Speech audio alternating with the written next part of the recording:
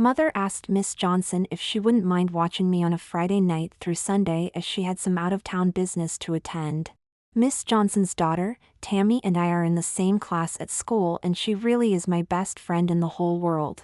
I don't get into sports and all that and enjoy spending time just talking with her. It's not like we're boyfriend and girlfriend, mind you. Though I'm sure everyone in the school thinks so. We sit together at lunch and play together on the playground.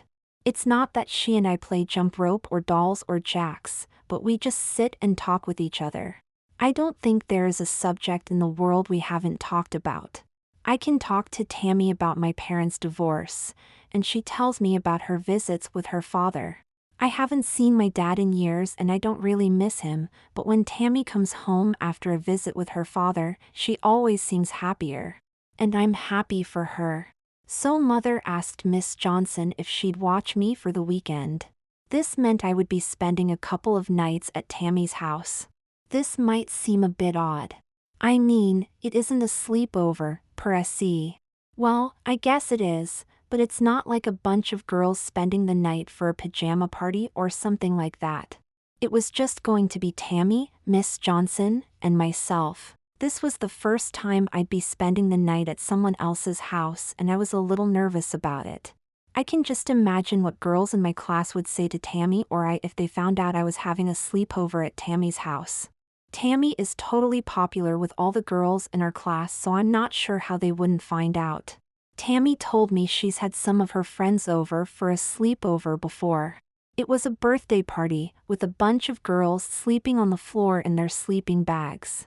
She said it was fun because they made popcorn and watched a movie and had a pillow fight, and she told me her mother let them try on makeup and play dress up in some of Miss Johnson's clothes. It sounded like it was a lot of fun. But Tammy and I talked about it at lunch one day during the week. It wasn't going to be like a party or anything like that.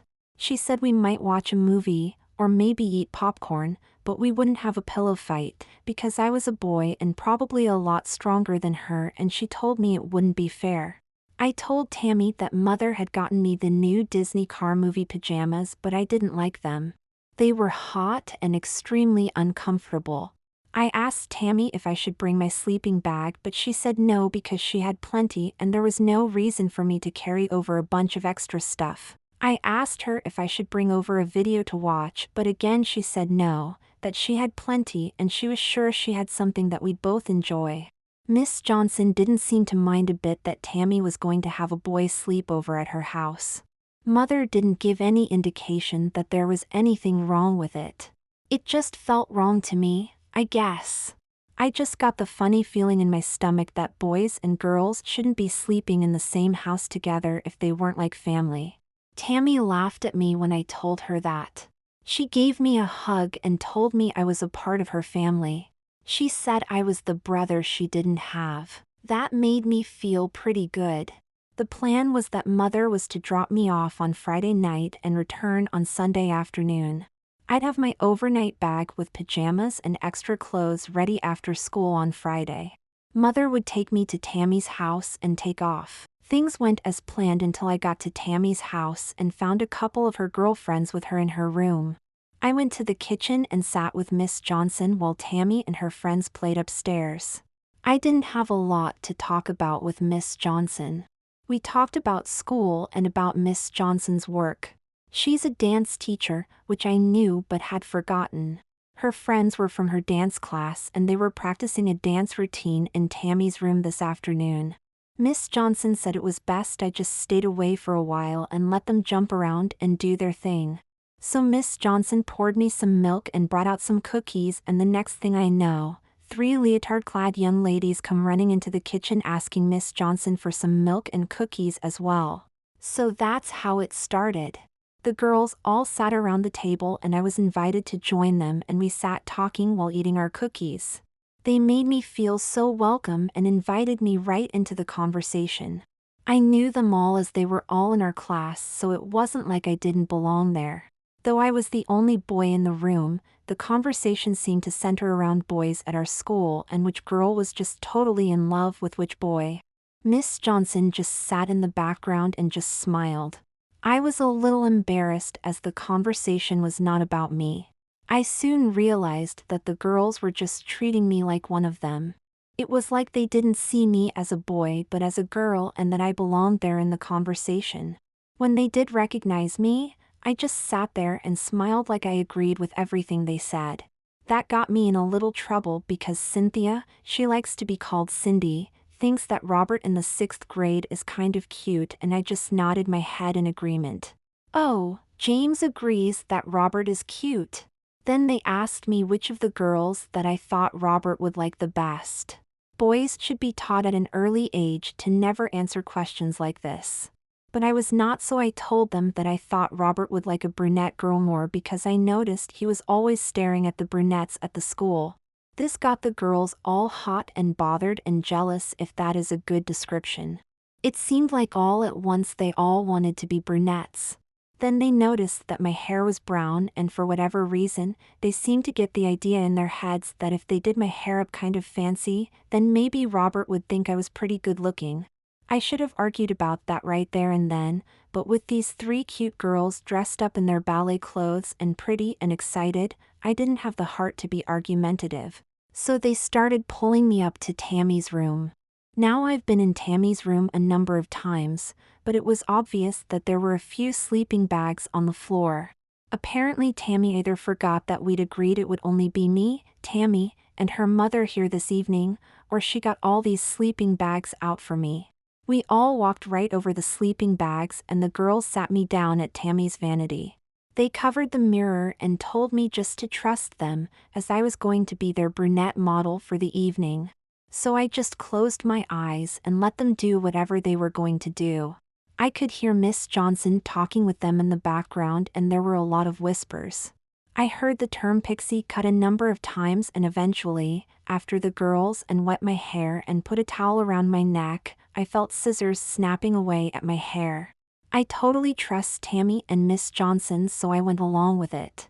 I figured if they messed my hair too badly, I could just ask Mother for a crew cut. So snip, snip, snip went the scissors. I then felt a clip of some kind being put into my hair. Whatever was on that clip must have been pretty big because I could feel it tugging on my hair. Tammy told me to just close my eyes and trust them, as these girls had everything under control.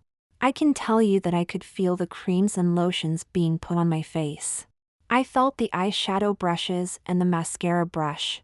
I knew enough about cosmetics by watching my mother put on makeup. But still I didn't peek. I was getting kind of curious to see if they could make me into a girl that Robert would like. After about 20 minutes, the girls decided they were done. Miss Johnson came in to look at their work and commented that the outfit I was wearing just didn't fit the cosmetics they had selected. So the girls went to Tammy's closet and started rummaging around. Again, I didn't say anything, and I didn't want to argue as I'd come this far into the experiment to leave. I heard the girls all agree on a dress. They put that on the bed. They opened a book bag. I know because I them say my book bag, and I heard the zipper move across the top. It's never quiet in the classroom either. They dumped that out on the bed and started laughing at my Disney car pajamas and use when they saw my underwear and socks with holes in them. Those will never do with a dress as pretty as this, I heard Cindy say. I heard more giggling but did my best to keep my eyes closed. Lots of whispers and drawers being slid opened and closed. The girls finally selected the clothing I was to wear if Robert was to think I was attractive and be interested in me. On the bed was Tammy's first communion dress. It looked like a girl's wedding dress, all white and frilly. On the bed next to the dress was a full petticoat, with less trimmings and a lacy bra area. Next to the slip was a pair of girls' panties and a matching bra with a pretty blue bow between the bra cups. Something blue, Cindy said, like that was something I was supposed to understand. There was also a package of girls' white tights. Miss Johnson volunteered that garment. She told me so as she was standing near the door. So Tammy took me by my hand and led me toward the bathroom. She grabbed the lingerie and told the other girls that she'd take care of the first part. We went into the bathroom together as Tammy said to me, "James, we've been very close friends for a very long time, and I would do nothing purposely to embarrass you. When you and I talk, it's like I'm talking with one of my very best girlfriends, and I've come to accept that as how I think about you. I want that relationship to last, and I planned this to show you why I think of you that way. I think inside your heart, you are a girl, just by the way we talk and the way you express your feelings to me. You are such an emotionally little buttercup, Jamie." Yes, I called you Jamie because you are a girl to me. And I want to see you that way. We've cut your hair in a cute pixie cut.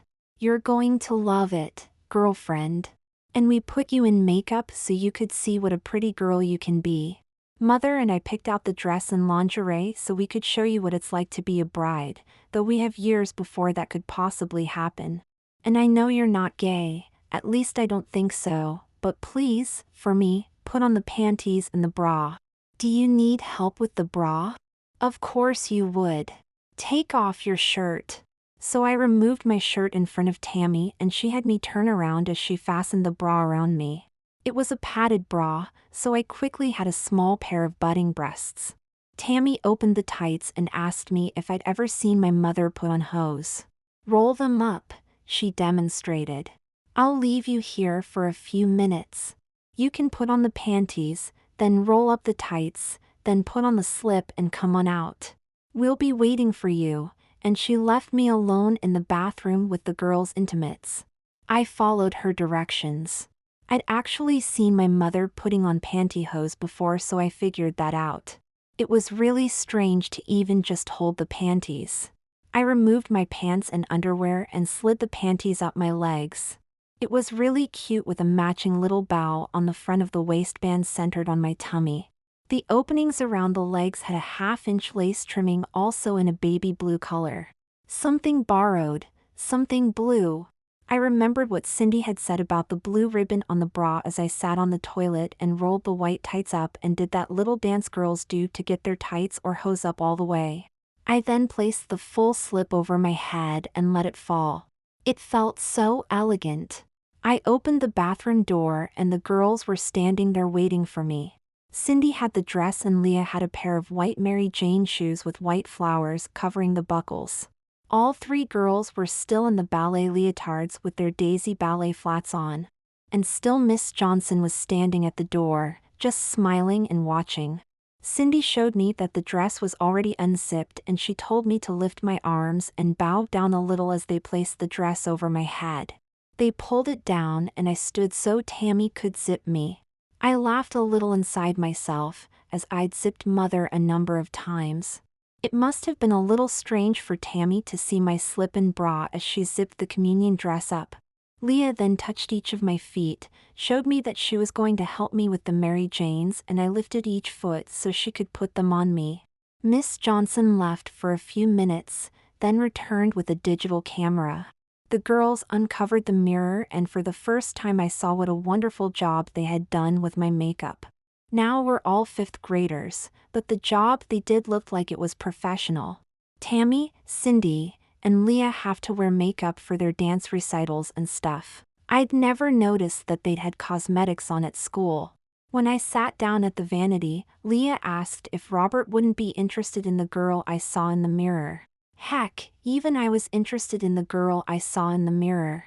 Miss Johnson had me stand and she started flashing pictures. I spun around and watched the edge of the dress rise a little. We all started jumping around on top of the sleeping bags covering the floor of Tammy's room. Tammy and Cindy grabbed some pillows and started a little pillow fight, and Leah and I screamed a little and started laughing and running around as well. Someone yelled to be careful and not mess my makeup. A pillow fight ensued. I took off the Mary Janes and felt comfortable in just my tights.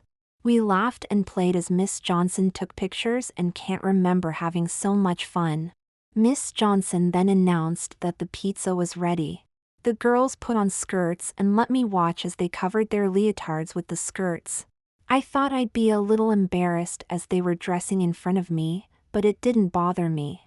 I even pulled on Leah's skirt a little to turn it so it'd be straight. We went into the kitchen and Miss Johnson handed me a full apron so I wouldn't mess up the dress while we ate.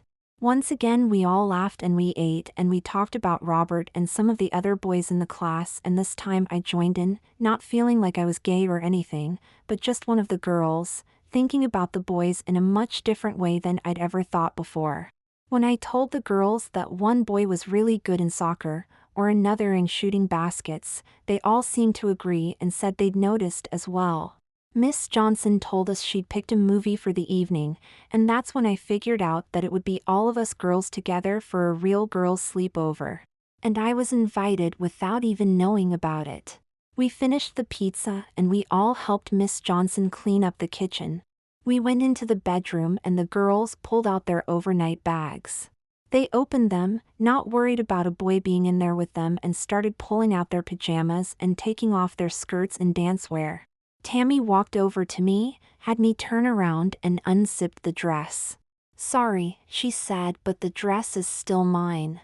I need it for my first communion, but maybe I'll let you have it later this year, if it still fits you, and if you want it," she informed me. "But you get to keep the underwear." The girls were pulling out their pajamas and I looked for my bag but remembered that the girls had emptied it on the bed.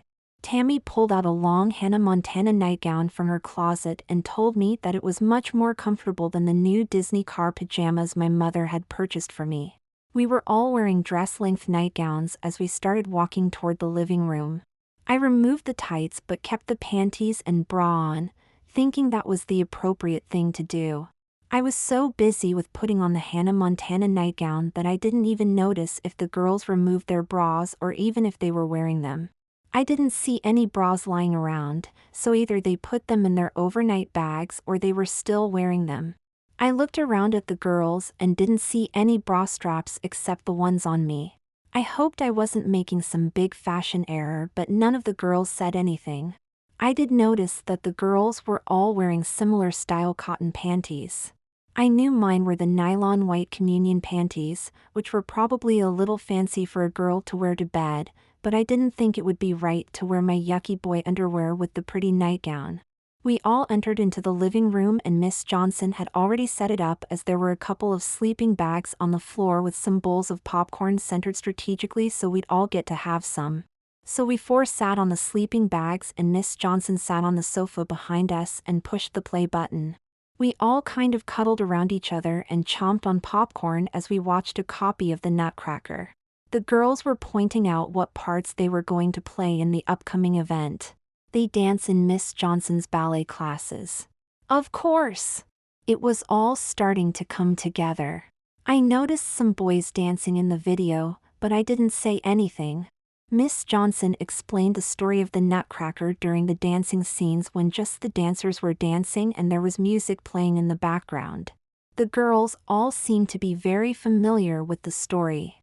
Leah told me that she was dancing in the swan dance as one of the chorus girls, and not the prima ballerina. Cindy pointed out her parts as each came up. She was playing one of the children at the party and hiding from the wicked count under the dress of the old woman. It was the first time I'd ever experienced the Nutcracker and asked Tammy why she'd never invited Mother or I when she was performing. She told me she was a little embarrassed about it before, but would not let that happen again. After the video, we picked up the sleeping bags and brought them to Tammy's room. We helped Miss Johnson pick up all the loose popcorn kernels and pulled out the vacuum to make the room nice and clean.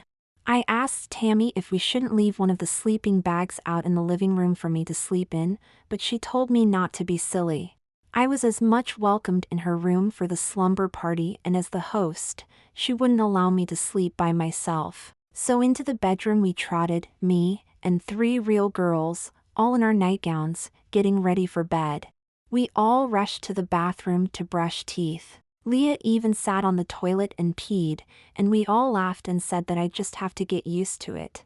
Even I sat down and pulled my panties down, but the girls couldn't see anything as I'd covered myself with the nightgown. They all laughed when they heard me pee as well. I felt a little funny pulling up my panties, but I'd remembered to wipe like I'd seen the others do. We'd all gotten into sleeping bags and covered ourselves up. Tammy was next to me and she leaned over and kissed me. "What was that for?" I asked her. For being my friend all these years and talking with me and supporting me in the classroom and helping me with my homework and letting us dress you up this evening and spending the night wearing a bra and panties and one of my nighties. You look great, by the way. She leaned over and kissed me a little more passionately, and the other girls noticed. I rolled over to be closer to Tammy, but I felt another hand rubbing on my back, feeling the bra straps. I felt Cindy's hand move down and rub the nylon material of my panties against the cotton material of the Hannah Montana nightgown. It felt really nice. I noticed Leah had moved up closer to Tammy and was gently messaging her as well. And this is how we fell asleep. A bunch of girls rubbing each other gently. If their dreams were anything similar to mine, they would have been sugar and spice and everything nice.